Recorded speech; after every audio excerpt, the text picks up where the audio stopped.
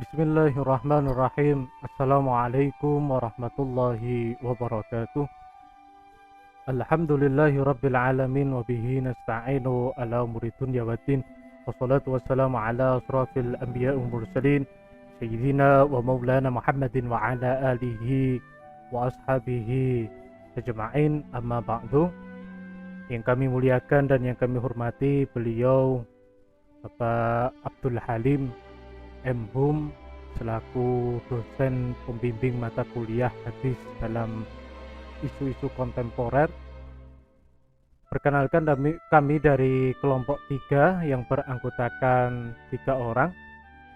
Yang pertama saya sendiri, yaitu Silit Gunagraha, kemudian Dea Elviana, kemudian Erlinda Lutfi.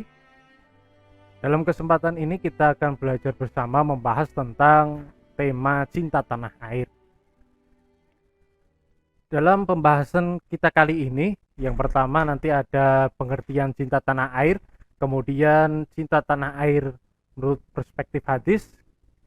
Yang ketiga, cara menumbuhkan rasa cinta tanah air.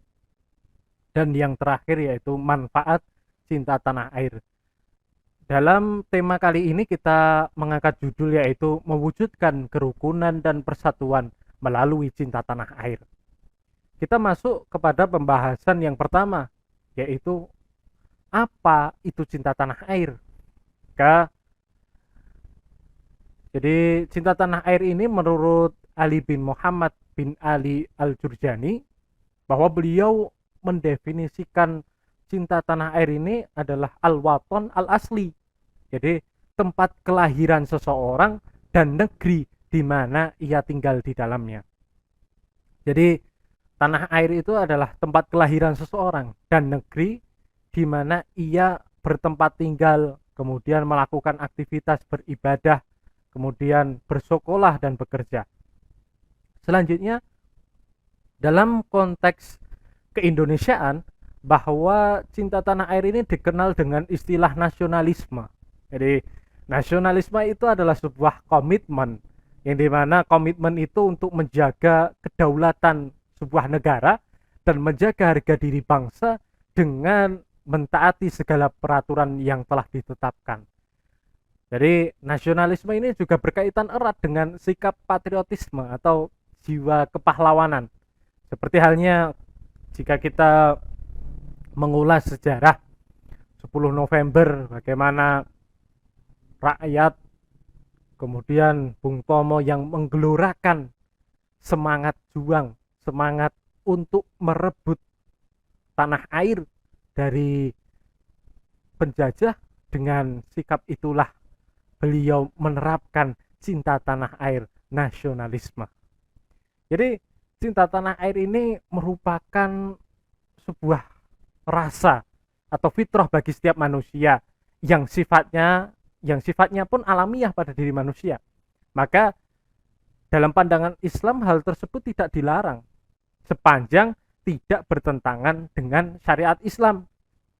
Jadi bahwa tanah air ini bukan sekedar hanya tempat kelahiran, tetapi juga termasuk di dalamnya adalah tempat di mana kita menetap dan di mana kita menjalankan seluruh rangkaian ibadah, khususnya menjalankan syariat-syariat agama. Jadi tidak ada satupun manusia yang mampu melupakan tanah airnya, tanah air yang menjadi tempat tinggal dan menjadi sebuah tempat di mana ia menjalankan seluruh syariat agama. Yang kedua, kita membahas tentang cinta tanah air menurut dari segi perspektif hadis. Jadi di dalam hadis Nabi, hadis Sahih Bukhari, dijelaskan an Anasin anna Nabiy sallallahu alaihi wasallam kana idza qadima min safarin fanadhara ila juduratil Madinah awda'a naqatahu wa in kana ala dabbatin harrakaha min hubbiha. Diriwayatkan dari sahabat Anas radhiyallahu an, kana idza qadima min safarin, bahwa Nabi sallallahu alaihi wasallam ketika kembali dari bepergian, fanadhara ila juduratil Madinah, dan melihat dinding-dinding Madinah, awda'a naqatahu, beliau mempercepat laju untanya. Wa ingkana, dan apabila beliau ala dabbatin menunggangi untanya, harakaha min hubbiha, maka beliau itu menggerakkannya untuk mempercepat laju untanya karena kecintaan beliau pada Madinah. Hadis ini dijelaskan oleh ulama hadis, yaitu beliau Al-Hafidz Ibnu Hajar Al-Asqalani dalam kitabnya Fathul Bari Syarah Sahih Bukhari menegaskan bahwa dalam hadis tersebut terdapat dua petunjuk. Yang pertama yaitu keutamaan kota Madinah, dan yang kedua yaitu petunjuk disyariatkannya mencintai tanah air.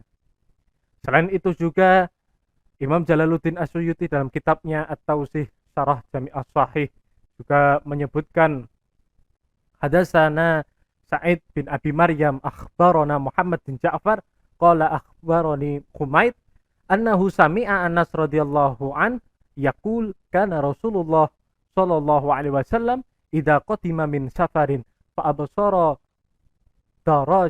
darajatil Madinah aw dha'a naqatahu wa in kanat dhabbatan harrakaha qala Abu Abdillah zada Haris bin Umar an Humaid harrakaha min hubbiha. Hadatsana Qutaibah hadatsana Ismail an Humaid an Anasin qala judurati taba'ahu Haris bin Umar.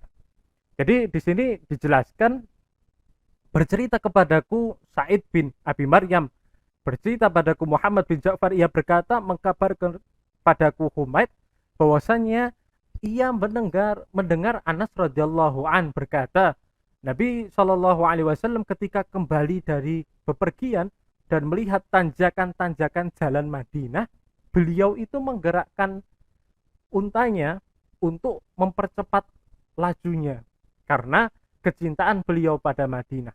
Kemudian bercerita kepadaku Qutaibah, bercerita padaku Ismail dari Humaid, dari Anas, ia berkata dinding-dinding, dan Haris bin Umair pun mengikutinya. Kemudian selain itu juga penjelasan dari Syekh Abu Ula Muhammad Abdurrahman Al-Mubarakfuri dalam kitabnya Tuhfatul Ahwazi Syarah At-Tirmizi, wa fil hadisi dalalatun ala fadlil Madinah wa ala masru'iyah hubbil watan wal hanini ilai.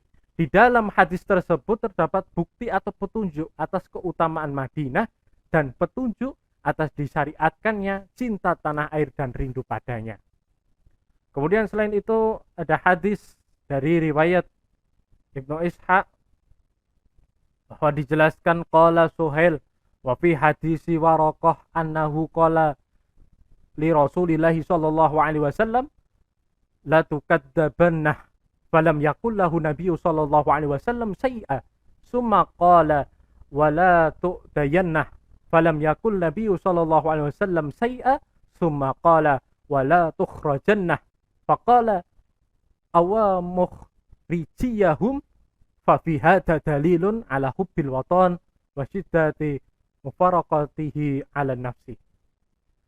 Al-Suhail berkata, dan di dalam hadis Waraqah bahwasannya ia berkata kepada Rasulullah SAW, sungguh engkau akan didustakan. Nabi tidak berkata sedikit pun. Lalu ia berkata lagi, dan sungguh engkau akan disakiti. Nabi pun tidak berkata apapun. Lalu ia berkata, sungguh engkau akan diusir. Kemudian Nabi menjawab, apa mereka akan mengusirku?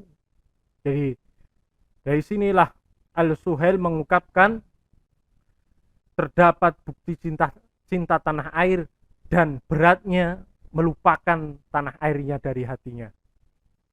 Kemudian Abdurrahim bin Husain Al-Iraqi di dalam kitabnya Tasrif fi Syarah Taqribil Asanid wa Tartibil Masanid menjelaskan, Al-Suhail berkata fi hadza dalilun ala hubbil watan.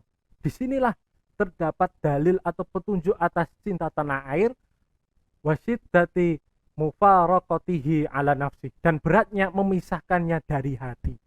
Maka dari itu jelaslah hadis, kemudian dijelaskan oleh para ulama hadis tentang hadis Sahih Bukhari, kemudian hadis riwayat Ibnu Ishaq yang menunjukkan bahwa Rasulullah telah mengajarkan kepada kita bagaimana mencintai tanah air. Rasulullah adalah suri tauladan yang baik. Maka dari itu kita sebagai umat Islam haruslah mencontoh beliau. Beliau saja pun mencintai tanah airnya. Tetapi kita juga harus mampu mencontoh beliau sebagai uswah hasanah. Laqad kana lakum fi Rasulillahi uswatun hasanah. Maka dari itu kita harus menanamkan sikap cinta tanah air, dan sudah jelas bagaimana Rasulullah mengajarkan kepada kita.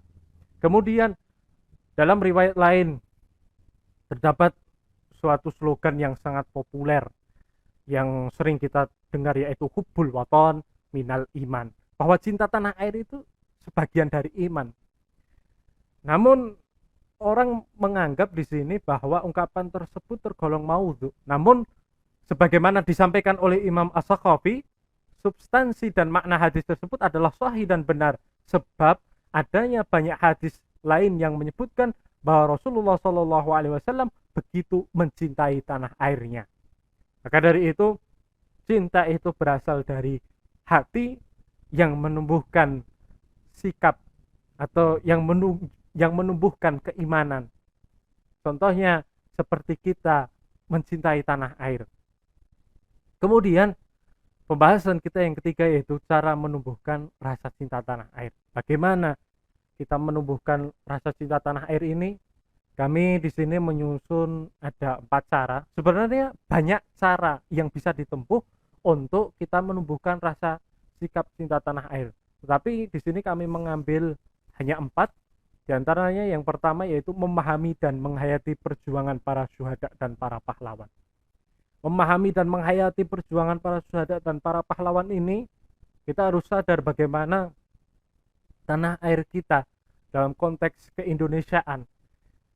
Indonesia merdeka karena perjuangan, karena usaha dari para pendahulu kita, para kiai, para santri, para pahlawan, dan rakyat-rakyat yang memperjuangkan kemerdekaan, yang didasari karena kecintaan kepada tanah air.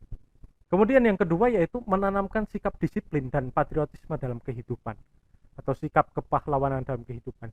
Jadi setiap apa yang kita lakukan di dalam keseharian kita haruslah bertanggung jawab dan memiliki sikap disiplin.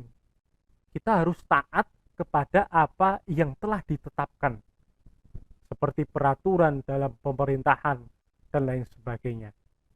Kemudian yang ketiga yaitu menghargai perbedaan dalam bingkai keberagaman. Jadi Indonesia ini terdiri dari berbagai macam suku, budaya, bahasa, bahkan beribu pulau. Maka dari itu kita harus cinta, harus bangga Indonesia yang berbeda ini dapat bersatu menjadi negara kesatuan Republik Indonesia. Maka dari itu kita harus menjaga toleransi, menjaga keberagaman ini dengan sikap cinta tanah air. Kemudian yang keempat yaitu menjalin persatuan atau ukhuwah.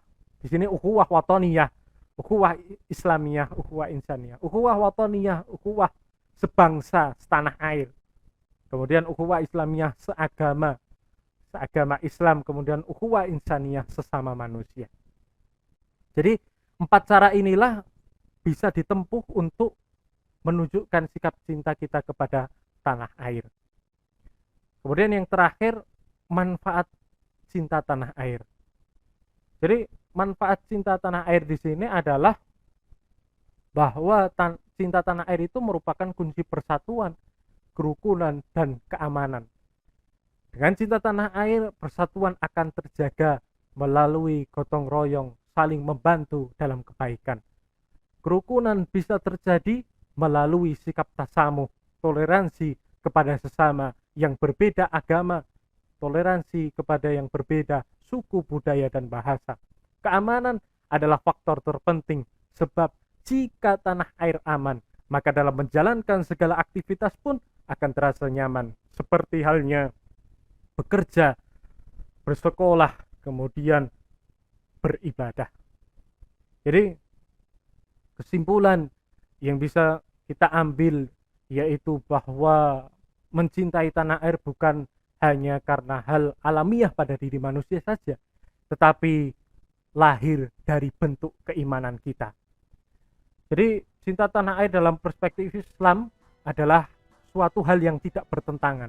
Karena jelas Rasulullah telah mengajarkan kita, Rasulullah mengimplementasikan jiwa nasionalisme. Rasulullah adalah suri tauladan yang baik untuk kita contoh. Seperti beliau mencintai tanah air, yaitu kota Mekah dan kota Madinah. Maka dari itu, dalam konteks keindonesiaan, rasa cinta tanah air ini harus tumbuh di dalam hati setiap orang dan dipraktekkan atau diamalkan di dalam setiap bingkai kehidupan. Karena dengan cinta tanah air ini, sesuatu yang mengancam tanah air akan bisa dilawan, seperti halnya terorisme, kemudian ekstremisme dan radikalisme.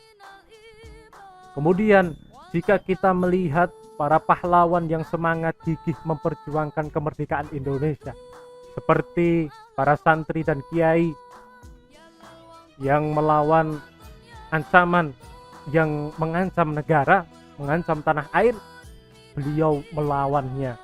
Itu semua adalah perwujudan kecintaan kepada tanah air, berjuang dengan penuh persatuan yang dilandasi dengan dasar cinta tanpa memandang perbedaan agama, suku, dan budaya. Maka dengan dasar kekuatan persatuan, hasil yang diperoleh ialah sebuah kemerdekaan dengan dasar yang sama, yaitu kecintaan kepada tanah air. Maka dari itu, tidak ada salahnya ketika kita mengatakan hubbul watan minal iman, cinta tanah air adalah sebagian dari iman. Karena cinta tumbuh dari buah hati seseorang. Dan iman juga asalnya dari hati seseorang. Maka ketika kita memiliki iman, maka kita pun akan mencintai tanah air kita. Tetapi iman inilah yang menunjukkan rasa dan tanggung jawab kita atau keyakinan kita kepada tanah air. Maka dari itu, marilah kita menjaga tanah air, menjaga persatuan dan kerukunan ini. Jangan sampai Indonesia yang beribu-ribu suku budaya dan keberagaman jangan sampai terpecah belah. Maka dari itu, hubbul watan minal iman harus diterapkan dalam kehidupan kita, di dalam sanubari kita. Mungkin itu yang bisa kami sampaikan, mudah-mudahan dapat dipahami dan mudah-mudahan menambah manfaat dan barokah bagi kita semuanya. Dan saya mohon maaf jika dalam penyampaian ada salah kata maupun sebagainya, dan terima kasih. Allahumma afiq ila kumitorik. Wassalamualaikum warahmatullahi wabarakatuh.